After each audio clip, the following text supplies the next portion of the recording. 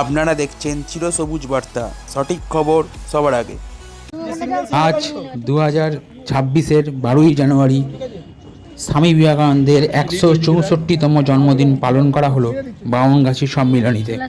আজ বামনগাছি সম্মিলনীতে স্বামী বিবেকানন্দের জন্মদিনে বাচ্চাদের হাতে কেক তুলে দেওয়া হলো এবং দুস্থ মানুষদের হাতে শীতবস্ত্র প্রদান করা হলো।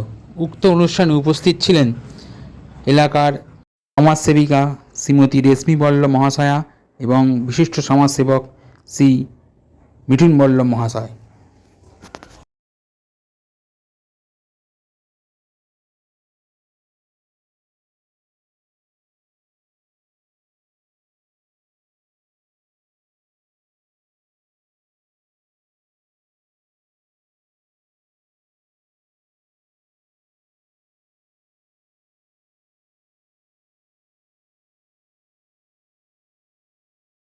বিবেকানন্দের জন্মদিন, তাই আমরা বামনগাছি সম্মেলনীর মাঠে সবাই উপস্থিত হয়েছি।